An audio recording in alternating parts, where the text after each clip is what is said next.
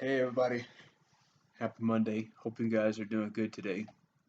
Um, I just want to do another video to give you guys some encouragement, something that's recently been a realization in my life, and I just want to share it with you for encouragement about God. You know, sometimes, especially in the world we live in today, you see a lot of people, believers and non-believers, when they talk about God, they almost do it with a sense of like they have to prove him. They have to prove him out. You know, a lot of believers talk like they have to prove God that he's real. And non-believers almost, argue and try to prove that he's not real. But realization I had recently that I think about quite often is that our opinions don't matter. Whether whether a believer says, "Hey, I've been saved and I know God and I know He's real," or a non-believer or somebody who doesn't believe or refuses to believe, and they say, "No, no, God's not real. There's proof that He's not real." Well, I have news that both sides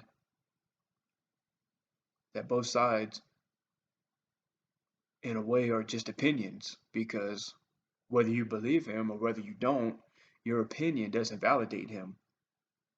You think about it, God, he's the creator of the world and he's the creator of humans. So how could we, whether we believe him or we don't, how could he get his validation from us?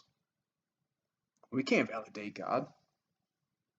Whether you believe in him and know him or you don't, he is. He is the great I am. Our opinions don't matter. Sometimes we walk around nowadays and just act like whatever our opinion is about God, that somehow validates him, and it doesn't.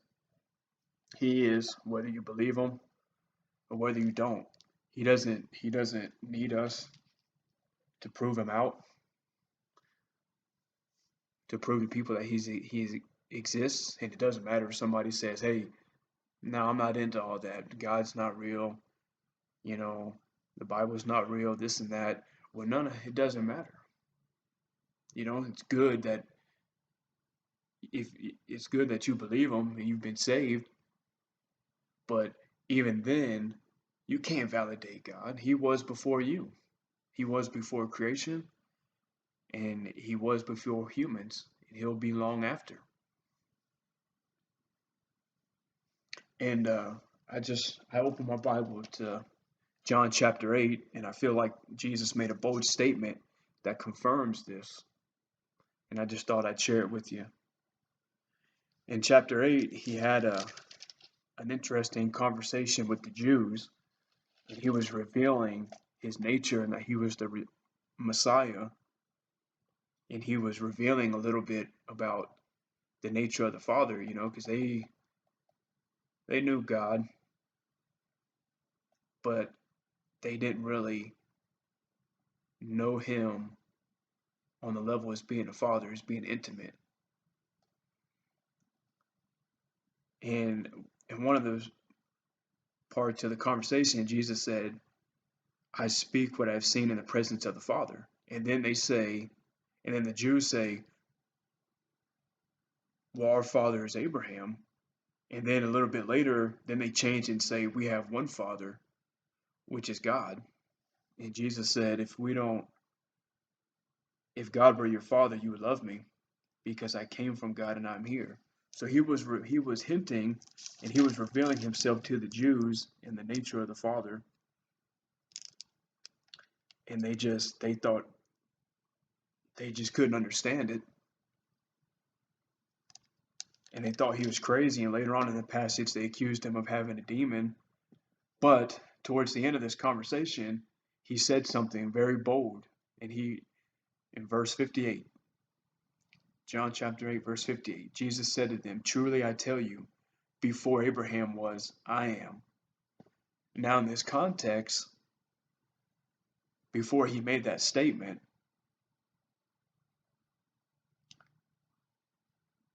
Jesus had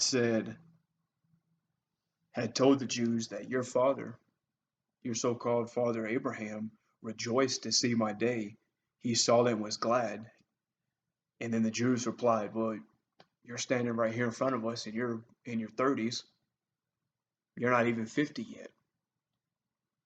And you say that you've seen Abraham, or you know him like you were there with him." And that's when he made the statement, "Truly I tell you, before Abraham was, I am." And what he meant by that was Abraham rejoiced to see his day because Abraham knew that God was going to fulfill the promise, and he knew that a Messiah was coming. And Jesus was hinting to them that I am he, who he was rejoicing over, that a Messiah was coming in the future and God was going to fulfill his promise in the future. Jesus was confirming, I am that promise. I am the Messiah, the one that's coming. And they didn't understand that. They were thinking logically, well, you're not that old. You're in your 30s. You're lying. How could you have been there with Abraham? You talk like you know him, and you're only 30 years old. Abraham died a long time ago with the prophets. But he made that bold statement, and I believe that that statement confirms this statement that I shared with you guys about how our opinions don't matter, and whether you believe or you don't, you as a human, a mere human, doesn't get to validate God. He's above you and he was before you. And I feel like this bold statement, the great I am, confirms that, as well as in the Old Testament when God appeared in the burning bush before Moses and told him he wanted Moses to go to Egypt and tell Pharaoh to let my people go. And Moses was like, "Wait, man, I can't do this. I mean, I don't even know. That's huge. That's a huge task. What am I going to say? How are they even going to believe that?" And God said, "Just tell them, I am that I am sent you." And I believe that that account in the Old Testament, in this one, the words out of Jesus' mouth, "Before Abraham was, I am," I believe that that goes with that thought, that confirms. That's such a bold statement. And he's saying, whether you understand what I'm trying to tell you, or whether you don't understand it, or you do understand it, it doesn't matter. I am.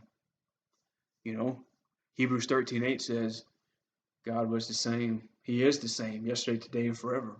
Well, I am yesterday, I am today, and I am forever. So I just want to encourage you guys that you don't have to carry that burden around, that you have to somehow prove that God exists. He does. We can't validate him. He's before us. He's the creator. He's the great I am. And it's very encouraging to know that our God is powerful and all living. And he is the great I am. God is good. And I just want to encourage you guys with that, like, as a believer, as a Christian, your job is to love people. And your job is to speak the truth in love, share the gospel in words, through deeds, through your actions. And God will reveal himself. We can't validate that. So I want to encourage you guys. I hope this encourages you. Have a blessed day.